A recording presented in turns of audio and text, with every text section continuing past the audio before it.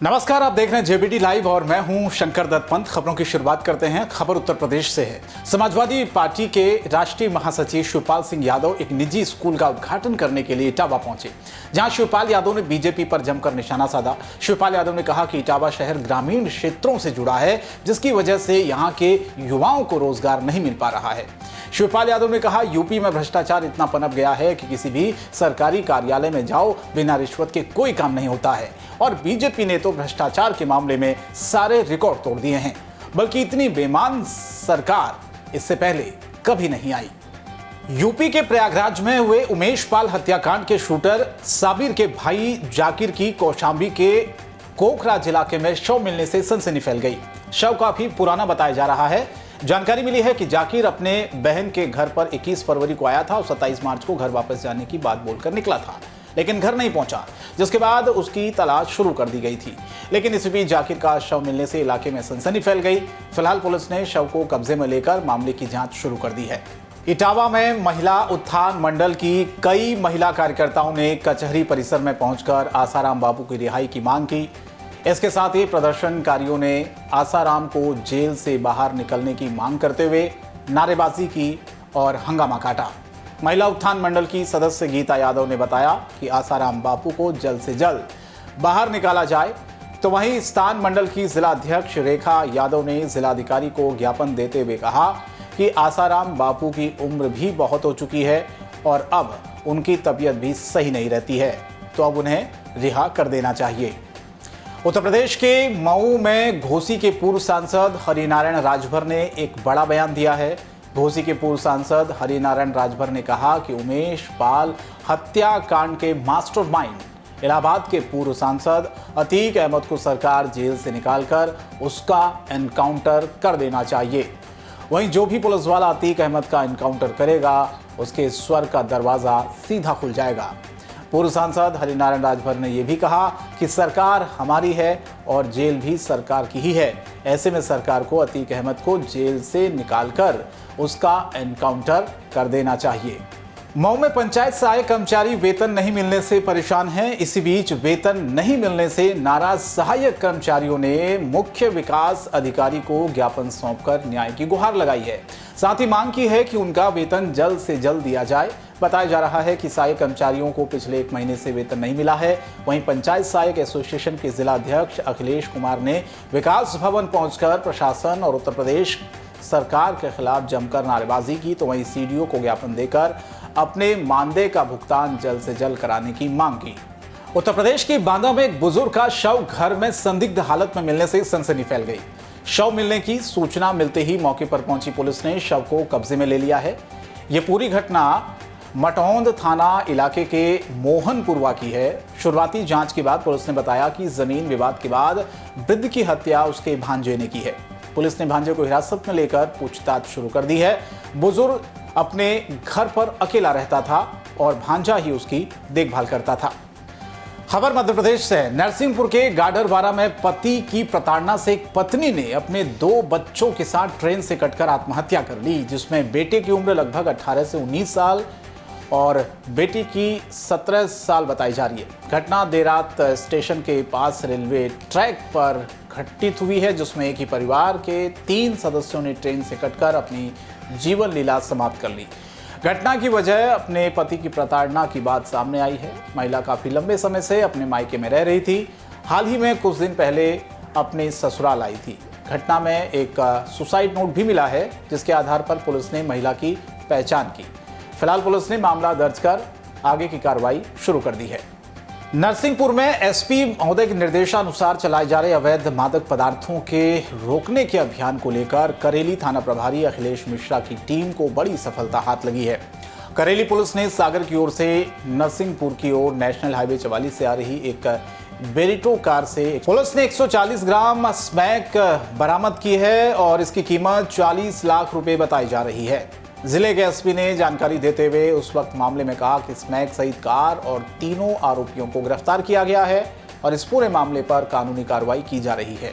प्रदेश के पूर्व मुख्यमंत्री एवं राज्यसभा सदस्य दिग्विजय सिंह विंध्य कांग्रेस जोड़ो यात्रा के तहत आज सतना पहुंचे और सर्किट हाउस में प्रेस कॉन्फ्रेंस कर आरएसएस बीजेपी पर जमकर निशाना साधा। साथ ही प्रदेश की सत्ताधारी शिवराज सरकार और उनकी योजनाओं पर कटाक्ष भी किया व गृह मंत्री नरोत्तम मिश्रा पर भी निशाना साधा। दिग्विजय सिंह द्वारा सतना की प्रशासनिक कानून व्यवस्था पर भी कई सवाल खड़े किए गए। मध्य प्रदेश कोटवार संघ की जिला इकाई गुना द्वारा अनिश्चितकालीन कई मांगों को लेकर तहसील परिसर में 10 मार्च से 17 मार्च तक हड़ताल रहेगी। इसकी मुख्य मांगें हैं कि कलेक्ट्रेट रेट पर वेतन दिया जाए और सेवा खाते की भूमि का मालिकाना हक दिया जाए। अगर ये मांगें पूरी नहीं होती है तो भोपाल में जाकर मुख्यमंत्री कार्यालय के सामने धरना देने की बात कही गई।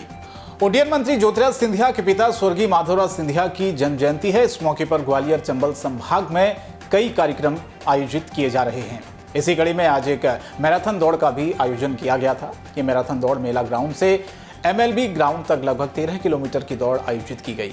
इस दौड़ में उड्डयन मंत्री ज्योतिराज सिंधिया अपने बेटे महाआर्यमन सिंधिया के साथ दौड़ लगाते हुए नजर आए।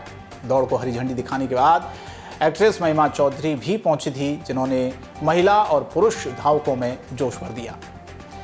जिले के रामनगर में नशा माफियाओं का तस्करी का बेखौफ अंदाज देखने को मिला है, जहां गांजा तस्कर पुलिस लिखे वाहन से गांजे की सुरक्षित तस्करी कर रहे हैं।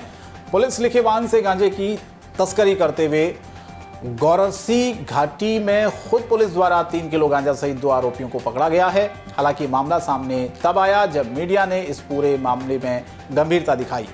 यही वजह है कि पुलिस मामला रफा दफा नहीं कर सकी। बढ़ते आगे खबर गुजरात से है। अहमदाबाद के बटवा GIDC इलाके में साथ काम करने वाले दोस्तों के बीच विवाद हो गया और देखते देखते हाथापाई की नौबत आ गई। त्योहार के दौरान दोस्त आपस में मजाक कर रहे थे, लेकिन जल्द ही ये मस्ती लड़ाई में कब बदल गई किसी को अंदाजा तक नहीं हुआ। झगड़े के बाद दोनों शांत हो गए थे, लेकिन बताया जा रहा है कि शाम को दोस्त झगड़ा करके वापस फैक्ट्री में आ गया और दूसरे दोस्त को 10 से ज्यादा लकड़ी के वार से पीट कर मार डाला। इस पूरे मामले में पुलिस ने हत्या का मामला दर्ज कर आरोपी को गिरफ्तार कर लिया है। सूरत के लोग पिछले कुछ दिनों से दोहरा मौसम झेल रहे हैं और इसके साथ ही मानसून का असर भी शहर में देखने को मिला है, जिससे शहर में सर्दी, खांसी व वायरल फीवर के कई मामले सामने आ रहे हैं। सूरत सिविल अस्पताल में ऐसे मरीजों का तांता लगा हुआ है।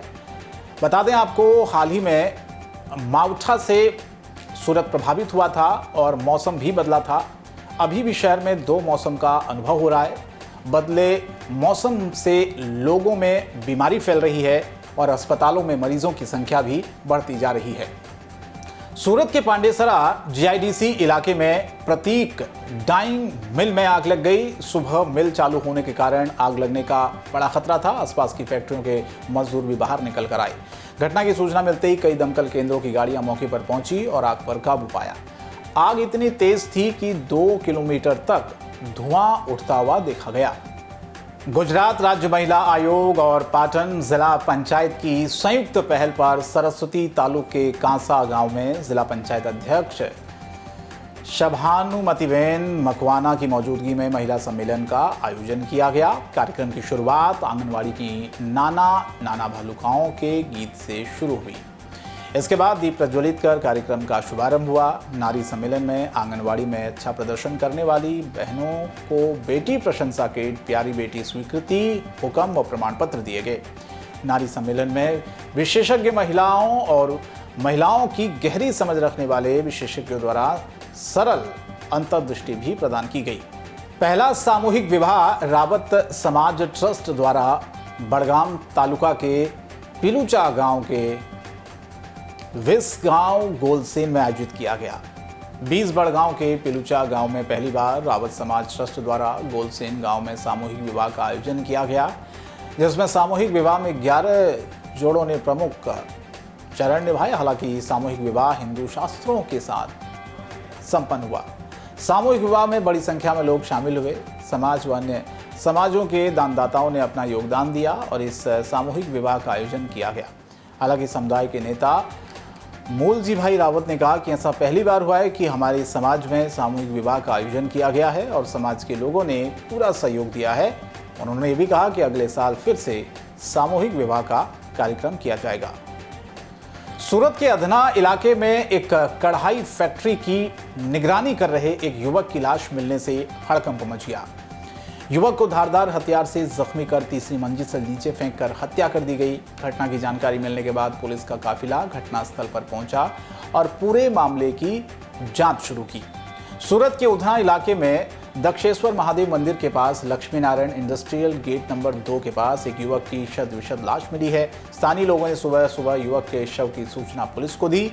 उधना पुलिस का काफिला मौके पर पहुंचा और इस पूरे मामले की जांच शुरू की। फिलहाल इस बुलेटिन में इतना ही। जेबीटी लाइव पर खबरें जारी रहेंगी। नमस्कार।